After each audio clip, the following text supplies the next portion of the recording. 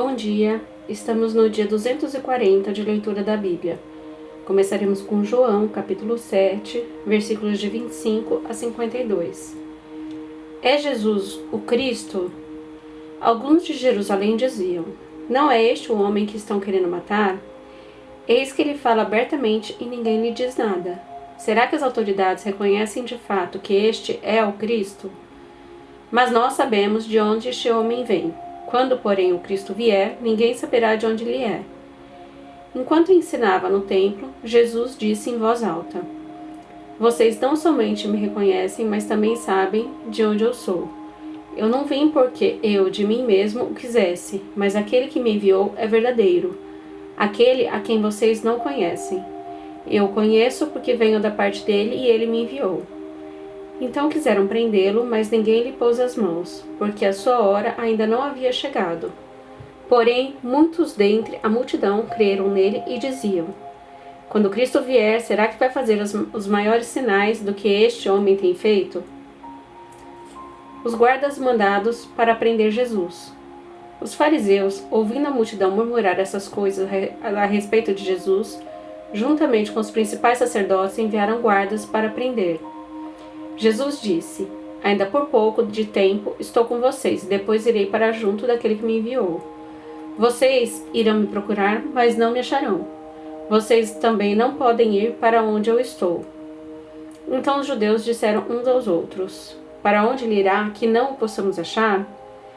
Será que pretende ir para a diáspora entre os gregos, a fim de ensinar os gregos?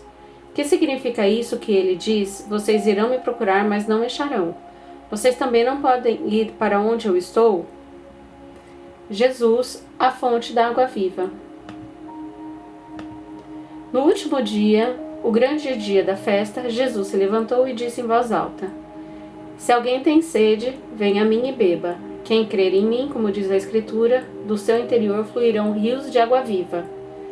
Isso ele diz a respeito do Espírito que os que nele crescem havia de receber, pois o Espírito até aquele momento não tinha sido dado, porque Jesus ainda não havia sido glorificado. O povo se divide. Quando ouviram essas palavras, alguns do meio do povo diziam: este é verdadeiramente o profeta. Outros diziam: ele é o Cristo. Outros, porém, perguntavam: por acaso o Cristo virá da Galileia? Não diz a Escritura que o Cristo vem da descendência de Davi e da aldeia de Belém, de onde era Davi? Assim houve divisão entre o povo por causa dele. Alguns queriam prendê-lo, mas ninguém lhe pôs as mãos. As autoridades não creem. Os guardas voltaram à presença dos principais sacerdotes e fariseus, e estes lhe perguntaram: por que vocês não o trouxeram? Eles responderam: jamais alguém falou como este homem. Os fariseus disseram aos guardas: será que também vocês foram enganados? Por acaso alguma das autoridades ou algum dos fariseus creu nele? Mas esse povo, que nada sabe da lei, é maldito. Nicodemos, um deles, que antes tinha ido conversar com Jesus, perguntou-lhes: será que a nossa lei condena um homem sem primeiro ouvi-lo e saber o que ele fez? Eles responderam: por acaso também você é da Galileia? Examine e verá que da Galileia não se levanta profeta. Livro 1 de Crônicas, capítulo 29. Ofertas de Davi e dos chefes.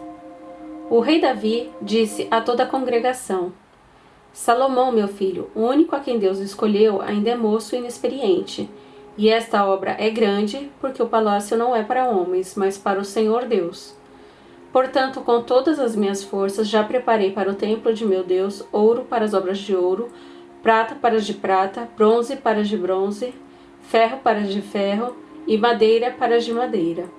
Pedras de ônix, pedras de engaste, pedras de várias cores, de mosaicos e todo tipo de pedras preciosas, e mármore tudo em abundância. E ainda, porque amo o templo de meu Deus, o ouro e a prata particulares que tenho dou para o templo de meu Deus, além de tudo o que preparei para o santuário: 100 toneladas de ouro de Ofir, e 240 toneladas de prata purificada, para cobrir as paredes das casas. ouro para os objetos de ouro e prata para o de prata, e para toda obra de mão dos artífices. Quem, pois, está disposto hoje a ofertar com generosidade para o Senhor?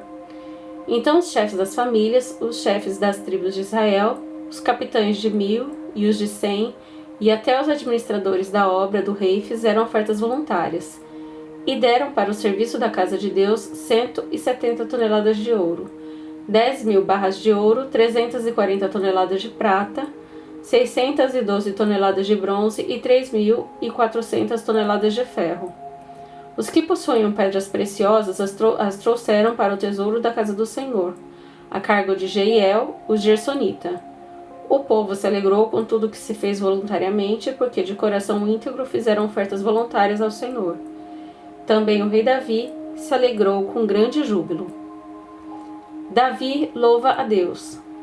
Davi louvou o Senhor diante de toda a congregação e disse: Bendito és tu, Senhor, Deus de Israel, nosso Pai, de eternidade a eternidade.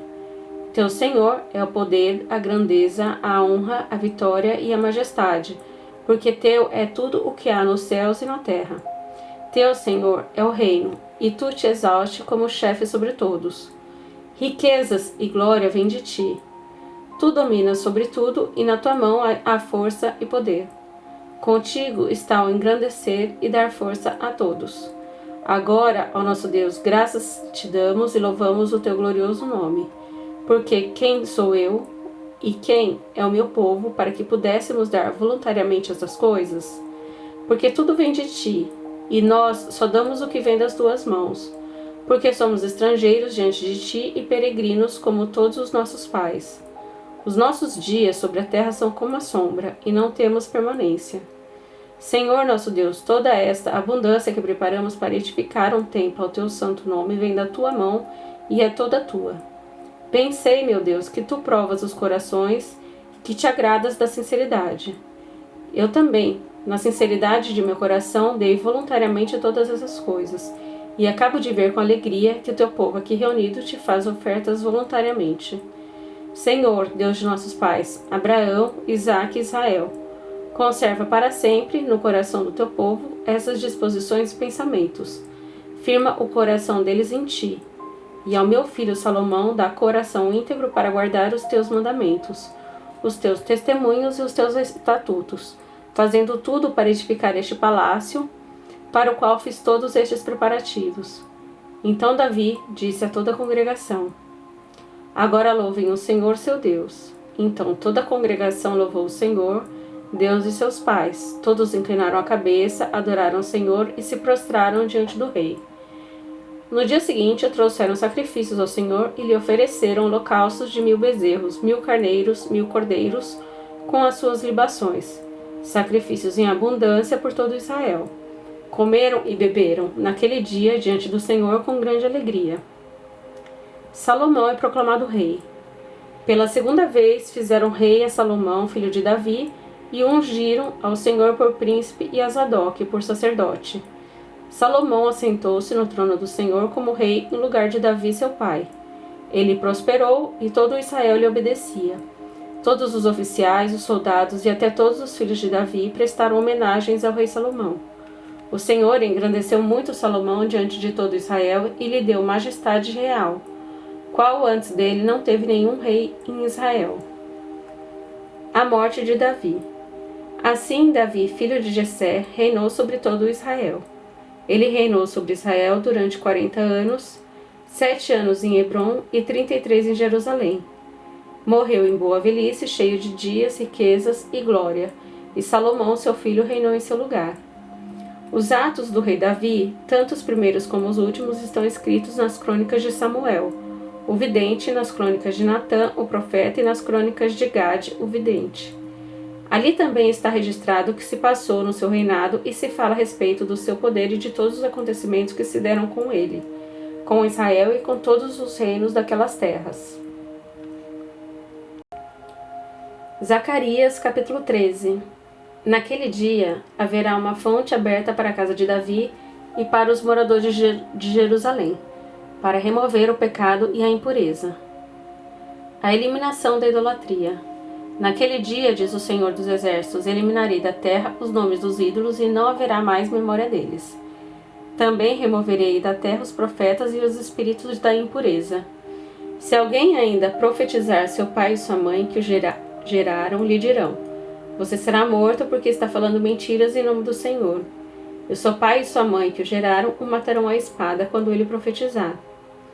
Naquele dia, os profetas terão vergonha de suas visões proféticas e nunca mais vestirão um manto de pelos para enganar as pessoas.